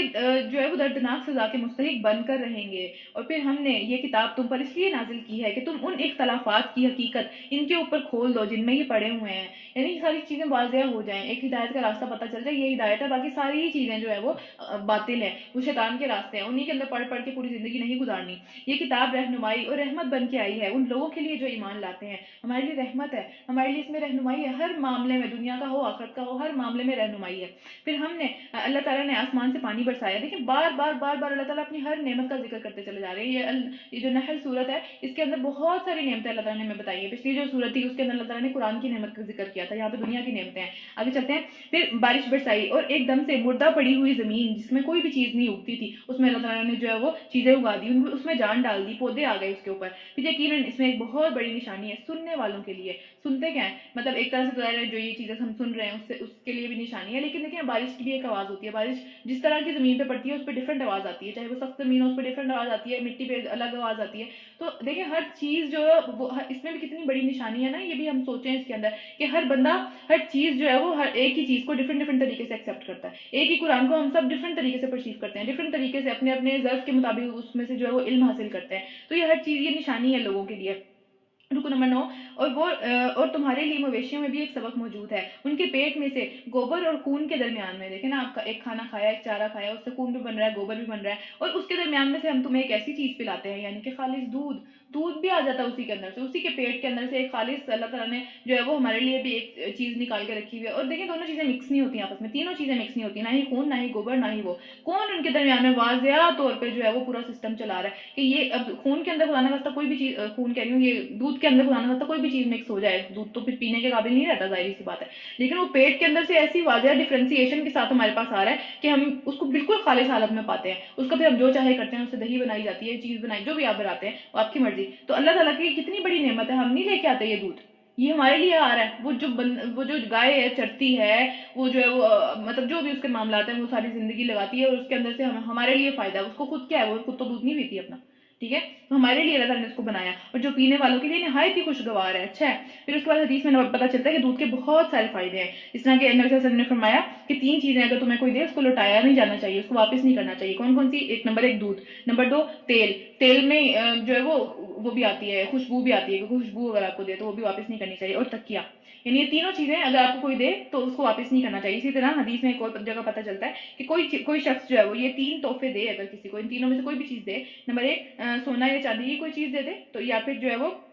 مشکیزہ دے، مشکیزہ کیا ہوتا ہے؟ جس پانی پینے کی چیز ہوتی ہے، یعنی کہ کیا کہ کوئی بھی ڈیلی یوز کی کوئی چیز، کسی کی کوئی مدد کر دی آپ نے، کسی کو کوئی چیز چاہیے تھی آپ نے اس کو وہ دے دیا، یا پھر کوئی کسی کو دودھ پلائے، تو پھر کیا ہے اس کے لیے ایسا ثواب ہے جیسا کہ ایک غلام آزاد کرنے کا، اور غلام آزاد کرنے کا اب تو ظاہر غلام نہیں ہے، تو اس کے الٹرنیٹ اللہ تعالیٰ کے نبی نے ہمیں بتایا ہے کہ اب غلام تو نہیں ہے، لیکن غلام آزاد کرنے کا ثواب کتنا تھا کہ جہنم سے آزادی تھی، غلام آزاد کرنے کا ثواب کہ جہنم سے وہ بندہ آزاد ہو گیا جس نے غلام آزاد کیا۔ تو یہ دیکھیں دودھ کی کتنی وہ ہے۔ اس طرح دودھ کو خواب میں دیکھنا علم اور ہدایت سے جو ہے وہ اس کی تعبیر کی جاتی ہے۔ ایک دفعہ پتہ چلتا ہے میں حدیث سے کہ نبی صلی اللہ علیہ وسلم نے خواب میں دیکھا کہ میں نے اتنا دودھ پیا، اتنا دودھ پیا کہ میری جو انگلیوں کے ناخن تھے ان کے اوپر جو ہے وہ مجھے دودھ کی سفیدی نظر آئی، کہ کتنا دودھ میں نے پی لیا. تو صحابہ نے پوچھا کہ, اور پھر نبی صلی اللہ علیہ وسلم نے کہا کہ میں نے پینے کے بعد وہ اپنا پیالہ جو تھا وہ عمر رضی اللہ تعالیٰ عنہ کو دیا. تو صحابہ نے پوچھا اس کی کیا تعبیر ہے اس خواب کی؟ تو نبی صلی اللہ علیہ وسلم نے بتایا کہ اس کی تعبیر علم ہے, اس کی تعبیر ہدایت ہے. یہ ساری جس کے مطلب اگر وہ خواب میں اس طرح کا دودھ دیکھے کہ وہ دودھ پی رہا ہے یا کوئی اس طرح کا معاملہ ہے, تو اس کی تعبیر نبی صلی اللہ علیہ وسلم نے بتائی ہے کہ وہ علم ہے, وہ دین کا علم ہے, سارا معاملہ ہے.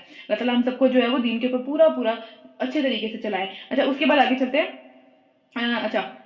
جو پینے والوں کے لیے نہایت ہی خوشگوار ہے. اسی طرح کھجور کے درخت, انگور کی بیلیں, دیکھیں دونوں ڈفرنٹ ہوتے ہیں. بیلیں جو ہیں وہ عام طور پہ کھڑی نہیں ہو سکتی, اور کھجور کا درخت کتنا پیارا اوپر کی طرف کھڑا ہوا ہوتا ہے, بالکل ڈفرنٹ. اور پھر بیلوں سے بھی ہم تمہیں ایک چیز پلاتے ہیں جسے تم نشہ آور بھی بنا لیتے ہو. انگوروں سے بنتی ہے نا شراب موسٹلی, مطلب اور بھی چیزوں سے اب تو بن رہی ہے, لیکن اہل مکہ انگوروں سے بنایا کرتے تھے. تو پھر کیا کہ ایک ہی خوبصورت چیز جو کہ دیکھنے میں بھی اچھی لگتی ہے بھی پاکیزہ, اس سے تم اپنے لیے گندی چیز بنا لیتے ہو. یعنی اس کو اللہ کی نعمت اچھی حالت میں اللہ تعالیٰ نے تمہیں دی, اس کو تم نے غلط حالت میں, بری حالت میں اپنے لیے نقصان دہ ایک چیز بنا لی. اور پاک رزق بھی, یعنی ظاہر سی بات ہے اس میں رزق پاک بھی ہے, لیکن اس کو ہم جس طرح یوز کریں گے ہمارے لیے ویسے ہی ہو جائے گا. اگر ہم اس سے شراب بنا لیں گے تو وہ شراب بن جائے گی. یقیناً اس میں نشانی ہے عقل سے کام لینے والوں کے لیے. اور پھر دیکھو تمہارے لیے تمہارے رب نے شہد کی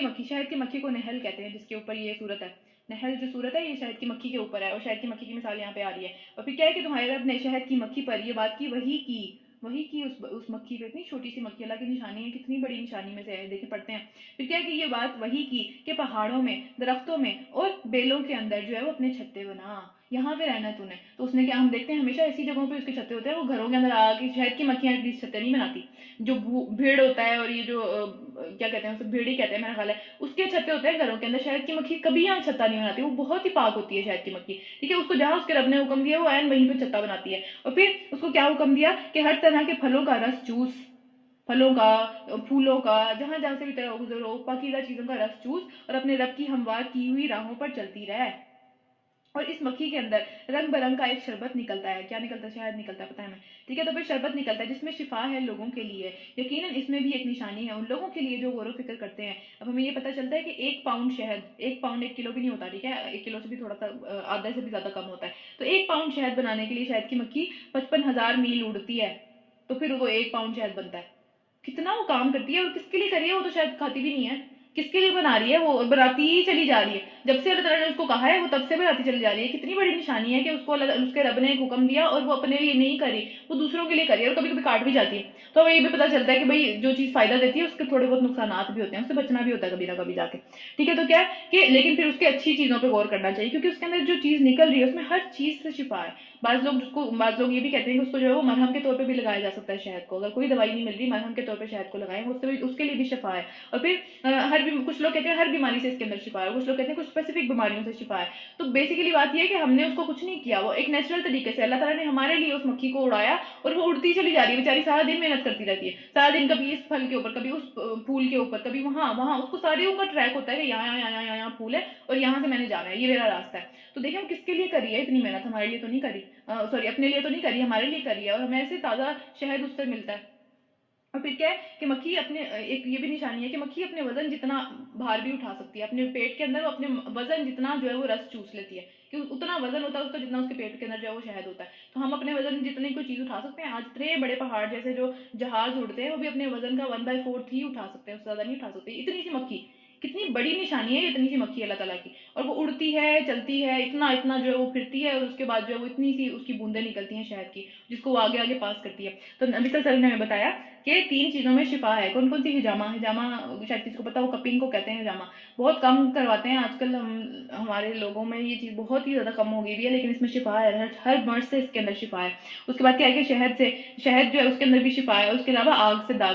سے داغنے میں بھی شفا ہے. نبی صلی اللہ علیہ وسلم نے لیکن منع کیا کہ آگ سے نہیں داغنا چاہیے, میں نے اپنی امت کو منع کیا. پھر کیا ہے کہ دوسری حدیث سے ہمیں پتہ چلتا ہے کہ مومن, آپ صلی اللہ علیہ وسلم نے فرمایا کہ مومن کی مثال شہد کی مکھی کی طرح ہے, جو صرف پاک چیز کھاتی ہے اور پاک چیز ہی اس کے بدن سے نکلتی ہے, ہمیشہ پاک. لیکن وہ پاک چیزیں کھاتی ہے, وہ کوئی بھی ایسی گندی چیز, اگر کوئی گندی چیز اس کے پیٹ میں چلی جائے, باقی ساری کی ساری جو مکھیاں اس کی چھتے کے اندر ہوتی ہیں اس کو مار دیتی ہیں, وہ ایکسیپٹ نہیں کرتے گندی چیز کوئی بھی. تو پھر کیا, اور جس پھول اور پتی پر بیٹھتی ہے وہ اتنی خوبصورتی سے وہاں بیٹھتی ہے کہ نہ وہ ٹوٹتا ہے اور نہ وہ خراب ہوتا ہے. تو مومن کی مثال ایسی ہے کہ وہ جن بھی چیزوں کو یوز کرتا ہے, جن بھی ریسورسز کو یوز کرتا ہے, جن بھی رشتوں کے درمیان میں رہتا ہے, وہ نہ ان کو توڑتا ہے, نہ ان سے وہ چیزیں خراب ہوتی ہیں, وہ بے ضرر ہے, وہ صرف فائدہ دینے والا ہے. دیکھیں یہ شہد کی مکھی صرف فائدہ دیتی ہے ہمیں, اگر ہم اس کو کچھ زیادہ تنگ نہ کریں, ہمیں تنگ نہیں کرتی کبھی بھی. वो भी अपने बचाव के लिए बेचारी कभी कुछ कर देती है, लेकिन भेड़ों की तरह इसकी नेचर नहीं होती है। भेड़ तो बस पता नहीं पीछे ही पड़ जाता है। ये शहद की मक्खी अपने काम से काम रखेगी, अपना जो खून अपना जो है वो चूसेगी अपना रस, और उसके बाद चली जाएगी वहां से। तो देखें उसकी नेचर जो है वो अल्लाह ताला ने, अल्लाह के नबी ने उसको मोमिन से मिसाल दी है कि कितनी पाक है, पाक चीज़ उसके अंदर जाती है, पाक चीज़ बाहर निकलती है, और जिस चीज़ को भी यूज़ करती है उसमें जो है वो खराबी नहीं पैदा करती है। और हम किस तरह रिसोर्सेज को यूज़ करते हैं, हमारे पास कोई एक रिसोर्स आने की देर है, हम उसकी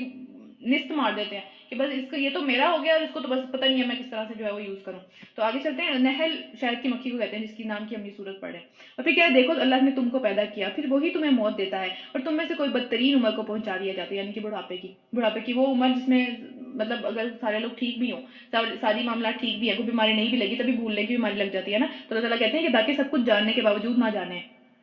सब कुछ उसको पता है, इतनी बड़ी बड़ी डिग्रियां दीवार के ऊपर लगी हुई हैं, इतने बड़े बड़े जो है वो मेडल्स पड़े हुए हैं, लेकिन बुढ़ापे की उम्र इस तरह की होती है कि सब भूल जाता है इंसान को, इंसान किसी काबिल नहीं रहता। तो फिर क्या हक ये है कि अल्लाह ही इल्म में कामिल और कुदरत में भी कामिल है। तो बच्चों को जो है वो अगर इस तरह के खुदा न खास्ता किसी के पेरेंट्स यहाँ इस उम्र तक पहुंच जाए, तो उनको देने की दुआ जो है वो ये, रब्बे हमहुमा तुम्हारा बयानी सगीरा, अल्लाह ताला इनके ऊपर तू ही रहम फरमा। हमें तो समझ ही नहीं आ रहा इनके लिए दुआ क्या करें, तो तू ही इनके लिए रहम फरमा, इनको जो चीज़ चाहिए तू अपने पास से इनको दे दे। जैसे इन्होंने मेरा ख्याल रखा था बचपन में, ये मुझे खुद नहीं पता था मुझे क्या चाहिए, जब मैं छोटा था, मैं जो बोल भी नहीं सकता था, अपनी तकलीफ भी नहीं बता सकता था, तो ये मेरा ख्याल करते थे, इनको फौरन पता चल जाता था। तो ऐसे तुझे भी इनकी तकलीफ का पता है, तू ही इनका ख्याल रख जैसे इन्होंने मेरा ख्याल रखा था। तो रुको नंबर 10, और देखो अल्लाह ने तुम में से बाज को बाज पर रिस्क में फजीलत दी है। बाज लोग इस तरह के हैं जिनके ऊपर रिस्क ज्यादा दिया अल्लाह ताला ने, और फिर जिन लोगों को ये फजीलत दी है वो ऐसे हरगिज नहीं है कि अपना रिस्क अपने गुलामों की तरफ फेर दिया करते हो, ताकि दोनों इस रिस्क में बराबरी के हिस्सेदार बन जाएं। यानी कि वो जिनको दिया है उनमें से मेजोरिटी इस तरह की है कि वो आगे नहीं देते, वो उसके ऊपर सांप बन के बैठ जाते हैं। तो क्या अल्लाह ही का एहसान मानने से इन लोगों को इनकार है? यानी लोगों में से कोई अगर भला करे उसका फटाफट एहसान मान लेंगे, लोगों में से कोई जो समझ लें अपनी तरफ से जो है वो बहुत ज्यादा बड़ा बना हुआ है, कोई जिसकी फॉलोइंग बहुत ज्यादा है, उसके आगे बड़े नंबर टांगने का हमें शौक होता है, लेकिन अल्लाह के सामने हम जो है उसके आगे झुकते नहीं है। और वो अल्लाह ही है जिसने तुम्हारे लिए तुम्हारी तुम्हारी जैसी ही बीवियां बनाई, और और उसी ने तुम्हारी बीवियों से तुम्हें बेटे और पोते अता किए जो तुम्हें बड़े अच्छे लगते हैं। होता ही है ना कि बीवी की कोई कदर नहीं है, बेटे से बड़ा प्यार है, और उसके अलावा जिस तरह सास ससुर है उनको बहू की कोई कदर नहीं है, लेकिन पोतों पोतियों से बड़ा प्यार है, ये तो हमारे बच्चे हैं। अल्लाह ताला यहाँ पे हाईलाइट कर रहे हैं बीवियों की कदर है यहाँ पे, कि बीवियां वो जरिया बनी है उस औलाद को दुनिया में लेके आने का। अल्लाह ताला ये भी तो कह सकते थे ना तुम्हें बेटे और पोते अता करता है, लेकिन अल्लाह ताला ने कहा तुम्हें बेटियों से उन बीवियों से तुम्हें बेटे और पोते अता करते हैं जो तुम्हें बड़े ही महबूब हैं, लेकिन तुम उस बंदी को दरमियान में जो है वो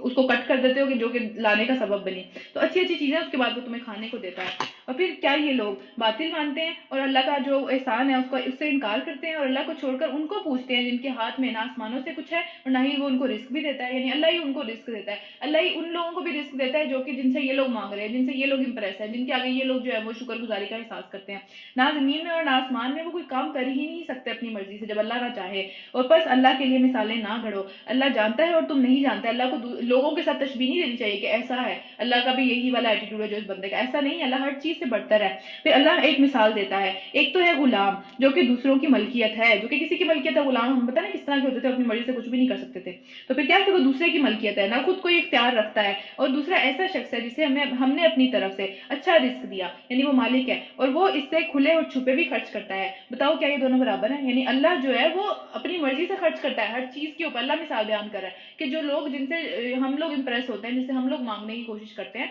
वो उस तरह है कि जैसे कोई गुलाम है, वो तो खुद गुलाम है अल्लाह ताला के। एक बंदा जो कि खुद गुलाम है वो आपको क्या देगा? वो अपनी मर्जी के बगैर वो अपनी मर्जी के बगैर अपनी जात को फायदा नहीं पहुंचा सकता, तो वो हमें क्या देगा? तो डायरेक्टली अल्लाह से ही मांगना चाहिए हमेशा। और फिर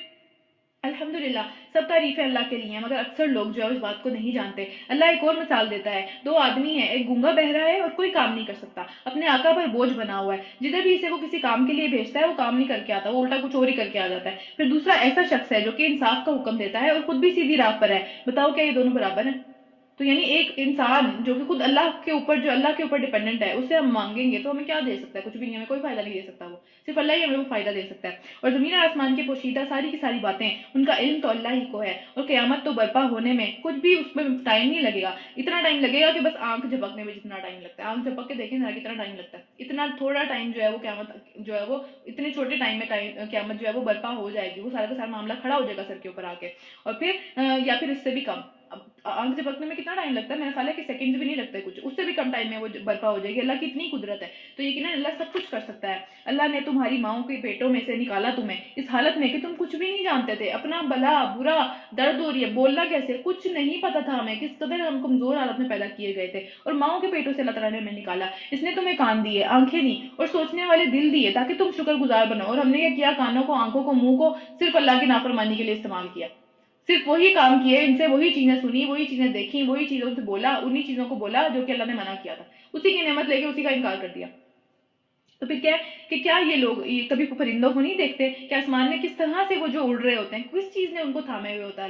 अल्लाह के अलावा, कौन सी चीज उनको पकड़ के खड़ी हुई होती है। इंसान क्यों नहीं वैसे ही उड़ जाता, अगर हर चीज पर कादिर है तो उड़ के दिखाए परिंदों की तरह। तो फिर इसमें बहुत सारी निशानियां हैं उन लोगों के लिए जो ईमान लाते हैं। अबू ज़र रज़ी अल्लाह तआला अन्हु फरमाते हैं कि हम नबी सल्लल्लाहु अलैहि वसल्लम को देखते थे कि जब भी आसमान में कोई परिंदा उड़ता था तो नबी सल्लल्लाहु अलैहि वसल्लम उसके फड़फड़ाने में जो है, उसके उड़ने में हमारे लिए कोई ना कोई इल्मी बात निकाल लेते थे कि देखो ये अल्लाह की किस तरह से निशानी है। उनको जो है वो दीन की तरफ वापस ले आते थे। तो छोटी छोटी चीजें, छोटी छोटी नेमतें जो अल्लाह ताला ने हमें दी हुई हैं, उनसे हमें अल्लाह ताला की तरफ ही वापस जाना चाहिए, बजाय इसके कि हम कहें कि अच्छा ठीक है ये तो मैं भी कर लूँ, इसमें क्या है, या फिर ये क्या है, परिंदे उड़ते ही रहते हैं, ये तो इनका तो काम ही है। नहीं, हम उनको फॉर ग्रांटेड लेते हैं। ये सारी अल्लाह की नेमतें हैं, हम एक के बाद एक अल्लाह ताला नेमतें देते चले जा रहे हैं हमें, लेकिन हम जो है वो क्या कि उसको किसी एक भी चीज से हम इम्प्रेस नहीं होता है। लेकिन दुनिया में अगर कोई हम पे छोटा सा एहसान कर दे, कोई बड़ा आदमी, हम कहते हैं वाह वाह, हम उसके पता नहीं उसके तो उसके अच्छे बुरे हर चीज के ऊपर पर्दा डालना शुरू कर देते हैं, अच्छाई झूठ बोलना शुरू कर देते हैं उसके लिए कि बस इसने मेरे साथ पता नहीं क्या एहसान कर दिया। लेकिन अल्लाह के साथ हम कितने नाशुक्र हैं। और फिर आगे चलते हैं। अल्लाह ने तुम्हारे लिए तुम्हारे घरों में सुकून का जरिया बनाया। हम किसी 7 स्टार होटल में भी रह के आए ना, हमें अपना घर याद आ रहा होता है, बेड याद आ रहा होता है, यार वापस जाके बेड पे सोएंगे। ठीक है, तो कितना सुकून का जरिया अल्लाह ताला ने हमें बनाया है इसके लिए। फिर उनके लिए जानवरों की खालों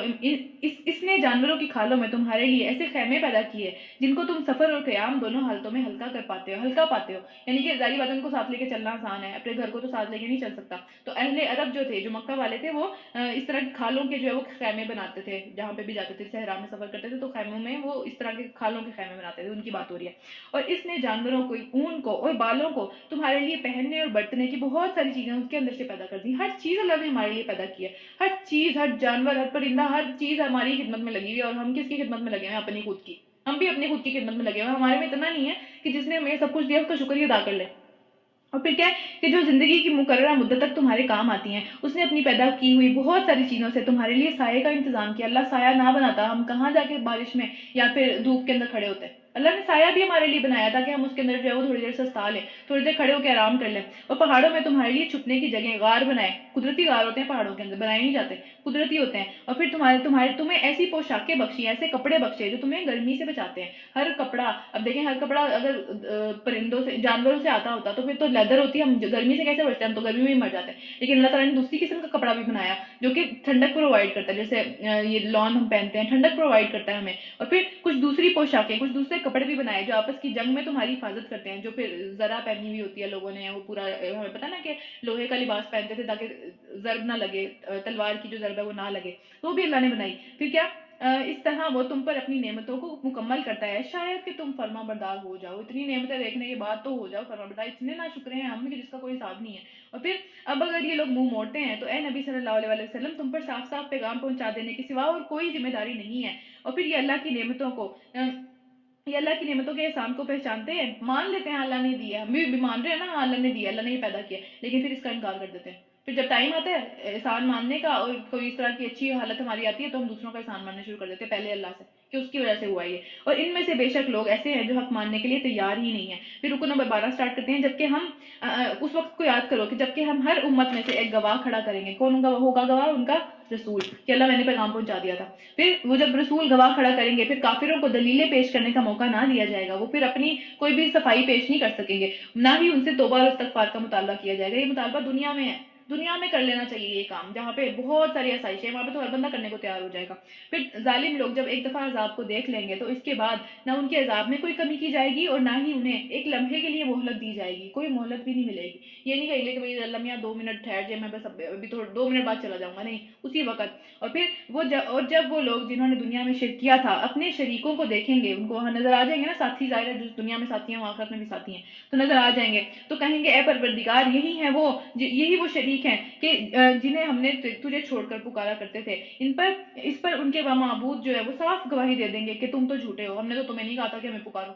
تم ہماری فالوئنگ کیوں کرتے تھے، ہم نے تو تمہیں نہیں کہا تھا. دنیا میں بہت پراؤڈ ہوں گے کہ ہمارے اتنے فالوورز ہیں، ہماری چیز کو اتنے لوگ مانتے ہیں، سنتے ہیں، لیکن وہاں جا کے مکر جائیں گے تم جھوٹے ہو. اور اس وقت یہ سب اللہ کے آگے جھک جائیں گے، اور ان کی ساری جو دو نمبریاں ہیں وہ ساری کی ساری رفو چکر ہو جائیں گی، ختم ہو جائیں گی، ساری چالیں سب کچھ ختم. اور پھر یہ جو دنیا میں کرتے رہے تھے، جن لوگوں نے خود کفر کی راہ اختیار کی اور دوسروں کو بھی اللہ کی راہ سے روکا، کیونکہ عام طور پہ جو خود کفر کی راہ میں ہوتا ہے وہ چاہتا نہیں ہے کوئی بھی اللہ کی راہ میں جائے. کیوں؟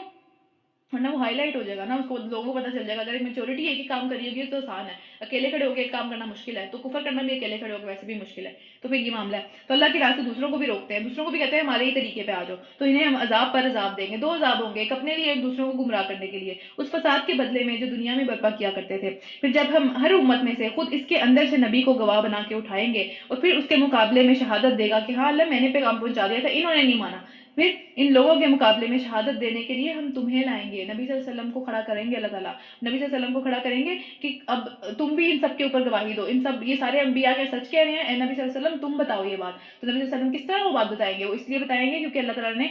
جو ہے وہ وحی کے ذریعے نبی صلی اللہ علیہ وسلم کو سب کی ساری موسٹلی ساری امتوں کا جو ہے وہ حال بتا دیا. اور یہ شہادت کی تیاری، یہ اسی شہادت کی تیاری ہے کہ ہم نے یہ کتاب تم پر نازل کی، یعنی کہ اس شہادت کی وجہ سے جو ہے یہ کتاب، اس کی ون آف دا پرپز یہ ہے کہ یہ کتاب اللہ تعالیٰ نے نازل کی تاکہ نبی صلی اللہ علیہ وسلم کو اور اہل علم کو، سارے کے سارے جتنے بھی لوگ سیکھ رہے ہیں، پڑھ رہے ہیں، وہ بھی اس چیز کی گواہی دیں گے وہاں کھڑے ہو کے کہ ہاں اللہ تعالیٰ ان سارے نبیوں نے جو ہے وہ یہ پیغام پہنچا دیا تھا اپنی امتوں کو. تو پھر کیا کہ جو ہر چیز واضح صاف صاف بیان کرنے والی ہے اور ہدایت اور رحمت اور بشارت ہے ان لوگوں کے لیے جنہوں نے ایمان قبول کر لیا. رکن نمبر 13، اللہ عدل. اور اب یہ دیکھیں، یہ جو آیت ہے یہ قرآن کی سب سے زیادہ جامع ترین آیت ہے. اس آیت کو کہتے ہیں سب سے زیادہ جامع ترین آیت ہے. اللہ تعالیٰ نے 3 چیزوں کو کرنے کا حکم دیا اور 3 چیزوں سے روکا ہے. کون سی چیزیں کرنے کا حکم دیا؟ اللہ تعالیٰ نے کہا عدل کرو، انصاف. ٹھیک ہے، انصاف کی بات ہونی چاہیے، جو ہے وہ ظلم کا ساتھ نہیں دینا چاہیے، جو اگر ظلم ہو رہا ہے اس کو روکنے کی کوشش کرنی چاہیے. عدل کرو. اور احسان، کسی نے برا کر دیا اچھا اس کا بدلہ. ٹھیک ہے، کسی نے جو ہے وہ آپ کے اوپر اچھا کام نہیں کیا، آپ کے ساتھ ظلم بھی کر دیا، آپ اچھے طریقے سے اس کو رپلائی کریں. اگر اچھے طریقے سے نہیں کر سکتے ایٹ لیسٹ برائی نہ کریں. ٹھیک ہے. تو پھر اس کے بعد کیا؟ صلہ رحمی. جو رشتے ٹوٹ گئے ہیں، رشتوں جو ہے وہ اسپیشلی رحم کے رشتے، بہن بھائیوں کے رشتے، ماں باپ کے ساتھ جو رشتہ ہے، ان کو جوڑنے کا حکم دیا. یہ 3 چیزیں ہیں جس کو اللہ تعالیٰ نے جوڑنے کا حکم دیا. پھر اس کے بعد اور کیا چیزیں ہیں کہ جن سے رکنے کا حکم دیا ہے؟ وہ ہے فحش، برائی، ہر قسم کی بری بات، بری سوچ، اس سے رکنا چاہیے. برے عمل، ان سے رکنا چاہیے. اور بے حیائی، اس سے بھی رکنا چاہیے. منکر یعنی کہ اللہ تعالیٰ کا انکار کر کے کوئی بھی اور دوسرا کام کرنا شروع کر دینا. اس کے بعد ظلم. ظلم انسان تبھی کرتا ہے نا کہ ہاں بھائی اس نے میرے ساتھ یہ کیا تھا، اب تو میں اس کو بتاؤں گا. تو اتنا بدلہ تو ہم لے سکتے ہیں، لیکن اس سے آگے جب ہم بڑھ جاتے ہیں تو پھر وہ ظلم ہو جاتا ہے. لیکن اس کے بدلے میں اللہ تعالیٰ نے کہا احسان کرو. احسان کا مطلب ہے ظلم کیا تو آگے سے احسان کرو اور اچھا کرو، جو کہ اس کا حق نہیں تھا، وہ بندہ نہیں تھا اس کا، لیکن ہم کیونکہ اچھے ہیں اس لیے ہم اچھا ہی کریں گے. تو پھر آگے کیا کہ وہ تمہیں منع کرتا ہے کہ ظلم اور زیادتی سے بھی منع کرتا ہے، اور تمہیں نصیحت کرتا ہے تاکہ تم سبق حاصل کرو. یہ ابھی نہیں ہے نصیحت ہے جو ہم پڑھتے چلے جا رہے ہیں کہ اچھا بس ٹھیک ہے یہ چھوٹی موٹی باتیں ہیں، کوئی اتنی بڑی بات نہیں ہے. پھر کیا کہ اللہ کے عہد کو پورا کرو جبکہ تم نے اس سے کوئی عہد باندھا ہو، کوئی اپنی قسمیں باندھی ہیں، کوئی منت پوری کرنی ہے یا کوئی نظر ہے، اللہ کا نام لے کے کوئی بات کیا تو وہ پوری کرنی چاہیے. اور اپنی قسمیں پوری پکی کرنے کے بعد توڑ نہ ڈالو جبکہ اللہ کو اپنے اوپر گواہ بنا چکے ہو کہ میں اللہ کی قسم کھا کے کہتا ہوں میں یہ کام کروں گا تو وہ کرو. پھر اللہ تمہارے سب افعال سے، سارے کاموں سے باخبر ہے. تمہاری حالت اس عورت کی جیسی نہ ہو جائے جس نے اپنی محنت سے سود کاتا. سود کاتا کا مطلب ہوتا ہے کہ وہ اون سے اس نے کچھ جو ہے وہ بنایا بڑی محنت کر کے، اور پھر اپنے ہی غصے میں آ کے اس کو جو ہے وہ ٹکڑے ٹکڑے کر ڈالا. کوئی بات اچھی نہیں لگی اس کو جو ہے وہ ختم کر دیا. اپنے سارے نیک مال کو، اپنی ساری کی ساری اچھی باتوں کو ہم اپنے ہاتھوں سے ختم نہ کر دیں کہ کسی نے ہمارے ساتھ برا کیا ہم نے اس کی برائی کی ساری چیزیں ختم. ٹھیک ہے، یا ہم نے اس کے ساتھ جو ہے وہ ظلم کیا تو پیچھے والی ساری یہ چیزیں ختم. تو اپنے ہاتھوں سے اپنی چیزوں کو گنوانا نہیں چاہیے، ان کی حفاظت کرنی چاہیے اپنے اچھے اعمال کی. تو تم اپنی قسموں کو آپس کے معاملات میں جو ہے وہ دھوکہ دینے کا ہتھیار بناتے ہو کہ قسم کھا لو اور اس کے بعد اس کو پورا نہ کرو، دوسروں کو دھوکہ دو تاکہ ایک دوسرے کے مال جو ہے وہ اس سے زیادہ فائدہ حاصل کر لو کہ اللہ کی قسم اس نے یہ بات کہی تھی کہ یہ مال میرا ہے تو تم یہ بات مجھے دے دو، چاہے اس کو پتا ہو یا نہ پتا ہو، اللہ کی قسم کھا کے جو ہے وہ زیادہ فائدہ لے لے. پھر حالانکہ اللہ جو ہے وہ اس وعدوں کے ذریعے سے تم کو آزمائش میں ڈالتا ہے. اللہ دیکھ رہا ہے کہ تم یہ پورے کر رہے ہو، صحیح جھوٹ بول رہے ہو، یا پھر جو ہے وہ صحیح بات کر رہے ہو یا جھوٹ بول رہے ہو، جو بھی تم کر رہے ہو اللہ کی آزمائش ہے یہ. اور ضرور وہ قیامت کے روز تمہارے سارے اختلافات کی حقیقت تم پر کھول دے گا. اگر اللہ کی چاہت یہ نہ ہوتی کہ سارے لوگ اختلاف نہ کریں تو پھر کیا ہوتا؟ سارے کے سارے ایک ہی امت اللہ تعالیٰ بنا دیتے، پھر اختلاف ہوتا ہی نہ. لیکن انسانوں کی خوبصورتی ہے اختلاف میں بھی، ایک حد تک اختلاف جو ہے وہ خوبصورتی کی علامت ہے، سیکھنے کا موقع ملتا ہے دوسروں سے. مگر وہ جسے چاہتا ہے گمراہی میں ڈال دیتا ہے اور جسے چاہتا ہے سیدھی راہ دکھا دیتا ہے. اور ضرور وہ تم سے تمہارے اعمال کے بدلے میں پوچھ کر رہے گا. اس نے پوچھنا ہے کیا کیا، کیا کر کے آئے ہو. اور اے مسلمانوں، تم اپنی قسموں کو آپس میں ایک دوسرے کو دھوکہ دینے کا ذریعہ نہ بنا لینا کہ تم قسم کھا کے جو ہے وہ دھوکہ کر دو کہ ہاں اس نے میری قسم پہ یقین کر لیا میں جو مرضی کروں. کہیں ایسا نہ ہو کہ کوئی قدم جمنے کے بعد اکھڑ جائے، یعنی کہ تمہاری جو ہے وہ اس طرح کے معاملات ٹھیک ہو چکے ہوئے ہوں، تمہیں اللہ تعالیٰ جو ہے وہ ترقی دے دیں، اللہ تعالیٰ جو ہے وہ عزت دے دیں، اور اس کے بعد ان قسموں کی وجہ سے آپس کی جو لڑائیاں خراب ہو جائے معاملہ، اور تم اس جرم کی پاداش میں کہ تم نے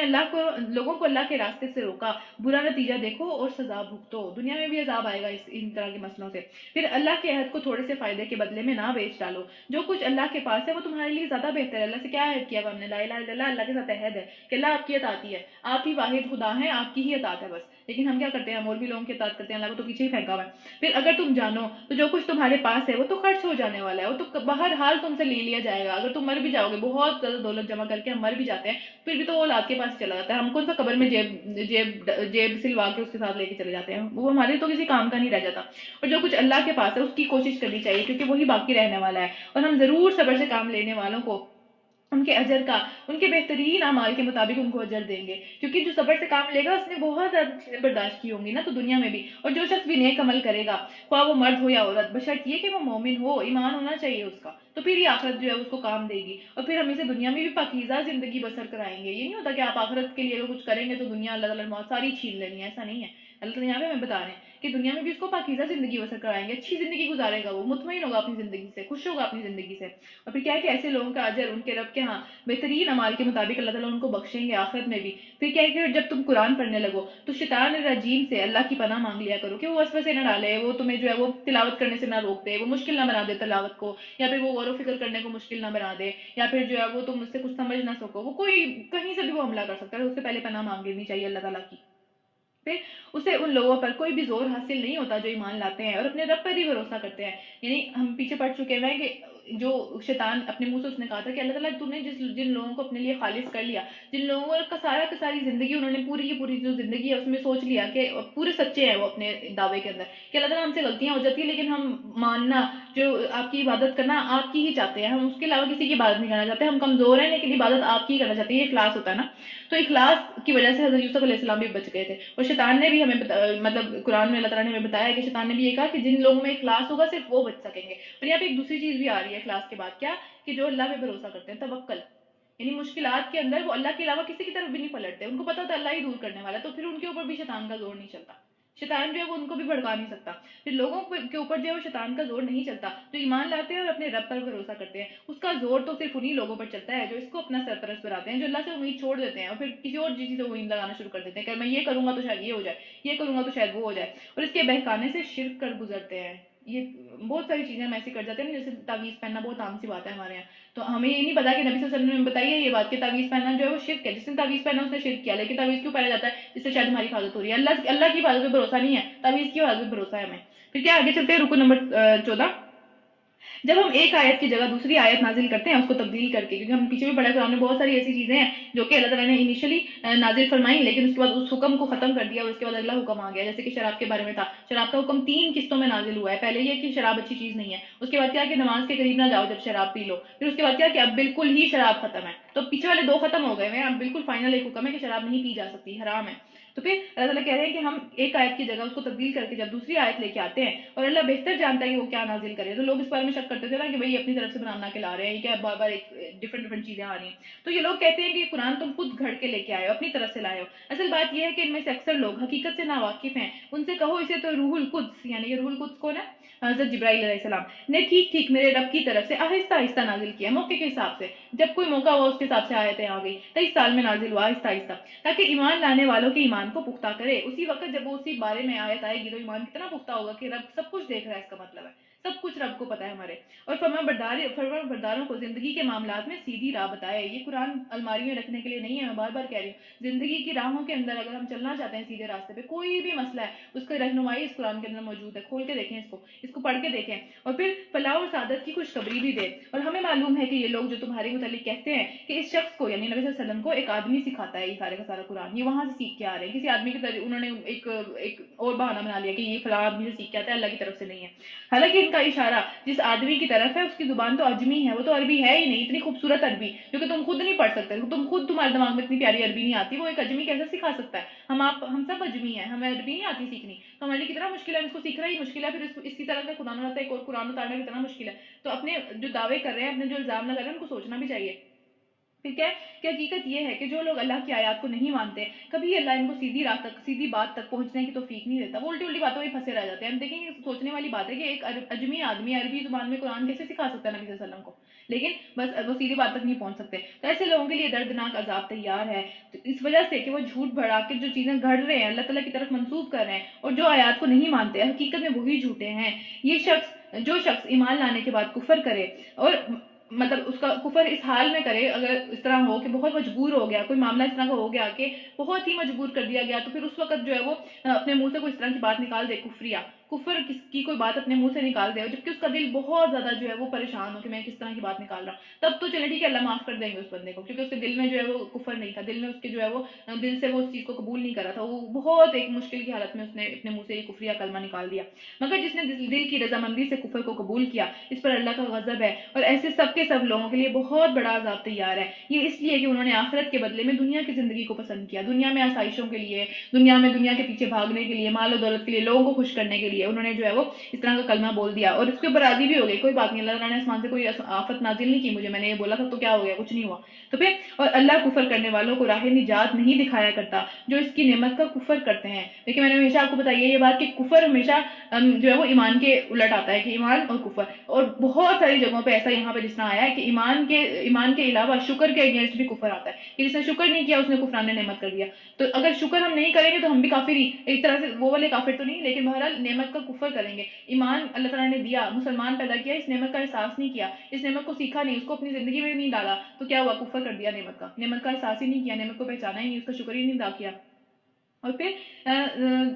اس میں جو ہے وہ دونوں قسم کے لوگ آتے ہیں، یا تو کوئی جو ہے وہ اپنے دین سے پھر جائے، مرتد ہو جائے، کہ دین کو بیچ ہی دیا اس نے صحیح طریقے سے، اس نے کہا میں مسلمان ہوں ہی نہیں، ٹھیک ہے، تو اس نے دین کو ہی بیچ دیا، مرتد ہو گیا، وہ دین سے ہی پھر گیا پورا دنیا کے فائدے کے لیے۔ یا پھر دین پہ عمل کرنے سے مرتد ہو گیا، وہ اس نے کہا کہ میں دین کا کوئی بھی کام نہیں کروں گا کہ تاکہ لوگوں کو پتہ نہ چل جائے میں مسلمان ہوں، ہاں میں دل سے تو مسلمان ہوں لیکن لوگوں کو پتہ نہ چل جائے، میں کچھ بھی نہیں کروں گا، میں ہر چیز کے لحاظ سے جو ہے وہ اس سے نکل گیا، اس پوری چیز سے نکل گیا، کیونکہ یہ مجھے لگتا ہے بیکورڈ ہے، وہ نکلا نہیں ہے، یعنی کہ اس نے جو ہے وہ ابھی کوئی اور مذہب قبول نہیں کیا، لیکن اس کے اندر بھی وہ فل شکوک و شبہات کے اندر ہے، اور کوئی چیز وہ فالو نہیں کرا، تو اس طرح سے وہ بھی جو ہے وہ اس سے نکل جاتا ہے، وہ بھی دنیا کی زندگی کو پریفر کر رہا ہے، وہ آخرت کی زندگی کو پریفر نہیں کر رہا۔ اور پھر کیا یہ وہ لوگ ہیں جن کے دلوں کو اور کانوں کو اور آنکھوں پر اللہ نے مہر لگا دی، کیونکہ یہ ساری نعمتیں اللہ تعالیٰ نے غور و فکر کرنے کے لیے دی تھی، یہ دنیا میں کھونے کے لیے نہیں دی تھی، دنیا کو جو ہے وہ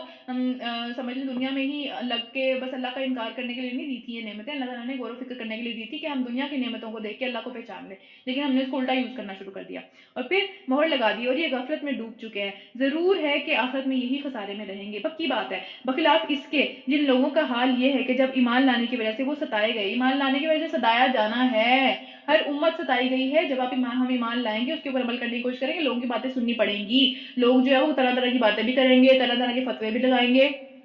طرح طرح کی جو ہے مذاق بھی کریں گے کہ بھئی ہم پہلے بھی ڈسکس کر چکے ہیں 900 چوہے کھا کے بلی حج کو چلی، بہت ساری ایسی باتیں ہیں جو کہ سننی پڑیں گی لوگوں سے، تو انہوں نے گھر بار چھوڑ دیے اور ہجرت کی، یعنی کہ پھر ہو سکتا ہے انہوں نے اس طرح کا کوئی مقام آیا ہو کہ جہاں جانی نقصان ہو تو وہاں سے پھر انہوں نے ہجرت بھی کر لی، پھر راہ خدا میں سختیاں جھیلی اور صبر سے کام لیا، آگے سے انہوں نے یہ نہیں کہا کہ بھئی ان کا تو میں منہ توڑ دوں یا پھر میں تو پھر ہی جاؤں اپنے دین سے، بہت ہی مشکل ہو گیا بس اب نکلو ادھر سے، تو پھر انہوں نے جو ہے وہ صبر کیا، سختیاں جھیلی، تو ان کے لیے ان کے رب کے ہاں ان کا رب کو بہت ہی زیادہ غفور و رحیم پائیں گے، بہت زیادہ رحم دنیا میں بھی اور آخرت میں بھی ان کے لیے ہوگا۔ اور پھر کیا کہ اچھا، اور اس کے بعد ایک اور بڑی اس میں